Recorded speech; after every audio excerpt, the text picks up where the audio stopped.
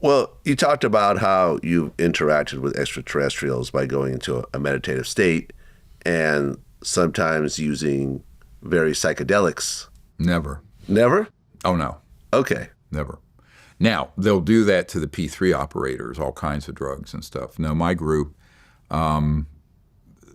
listen, I know So you're not taking any drugs at all? Never. When you're, because that's what I assume. It was a bunch of guys, if I have a third girls glass getting of high wine, and just seeing a bunch of weird lights. Like, no, it's not that. No, okay. no, we never do any drugs. Okay, and in fair fact, enough. it's against protocol completely. But, Got it.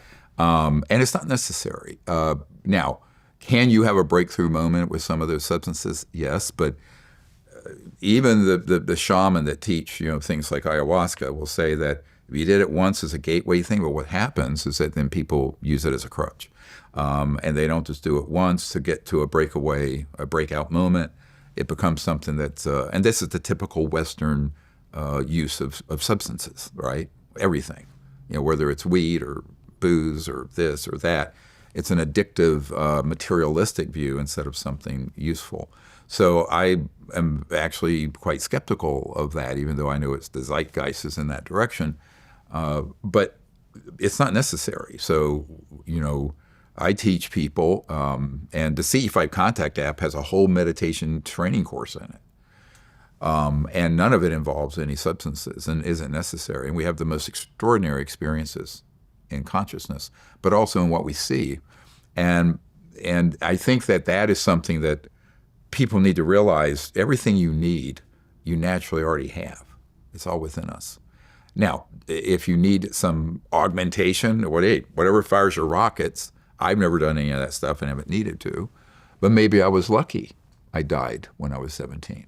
I had a near-death experience. I mean, lucky, unlucky, whatever you want to look at.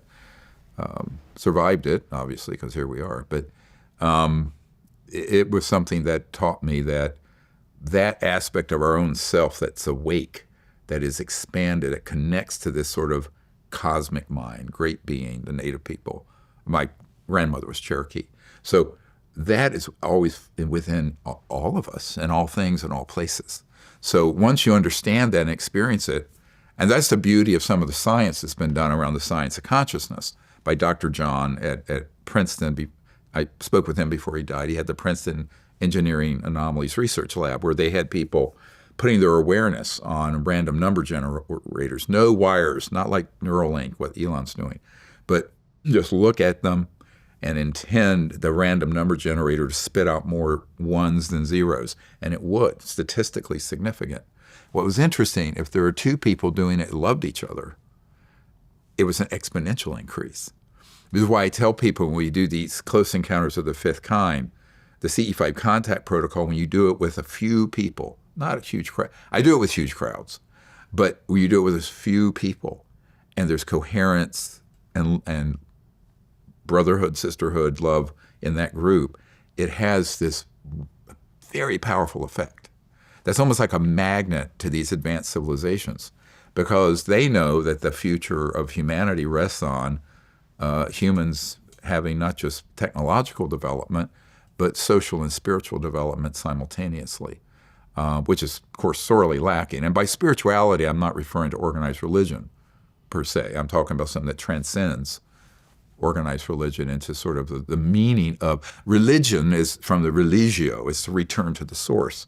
Well, the source of all intelligent life is this unbounded state of consciousness, samadhi, whatever you want to call it.